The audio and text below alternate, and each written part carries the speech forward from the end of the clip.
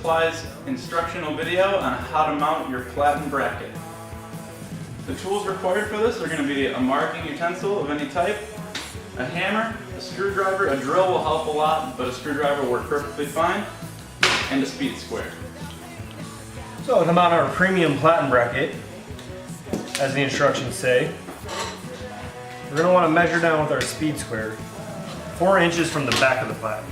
The back of the platen is the part of the platen that is closest to the press. So we'll go ahead and measure down 4 inches, and you can just make a mark across it. And then for lining up your bracket, think opposite. Whichever way you mount the knobs on are actually going to be the reverse when you flip it over.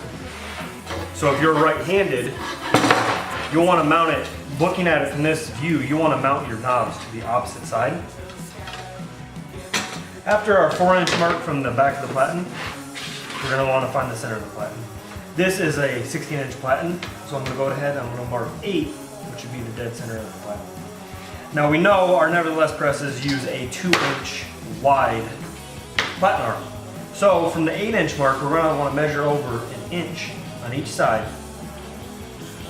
And then from there, we're going to want to draw a straight line.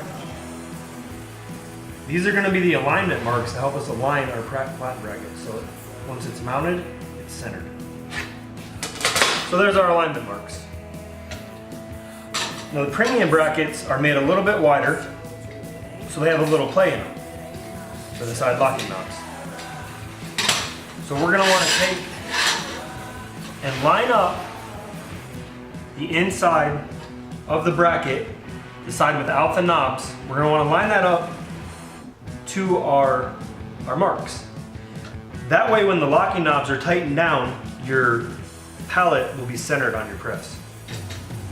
So once you get it sitting on your marked out lines, front, back, top and bottom, go ahead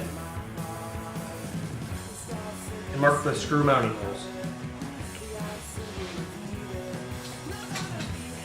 Now that we know where our screw mounting holes are going to lie, we're going to want to take our screwdriver and our hammer and go ahead and put it on that screw mounting hole and give it a little tap and then give the screwdriver a little spin. All we're doing there is getting through the white surface on the platen, which is really hard to get a screw started in. So you're just pretty much making a spot for your screw to bite a little easier. Do that on all 4 holes. Again, tap, give it a little spin. Now our screws will get started a lot easier. From there, we simply set our platen bracket on our holes. I'm going to use the electric drill because it's a little quicker. Put our screws in. Don't fully tighten any of the screws until they're all started. That way you can make sure all your holes align. Go ahead and get all your screws started. Making sure that your platen stays on your lines because they'll have a little bit of play.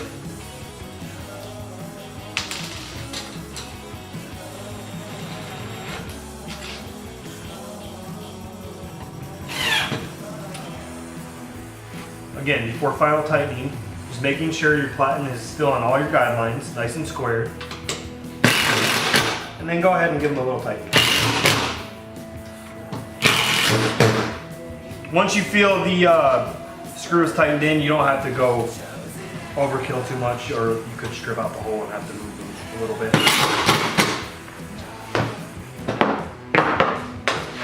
And that's it.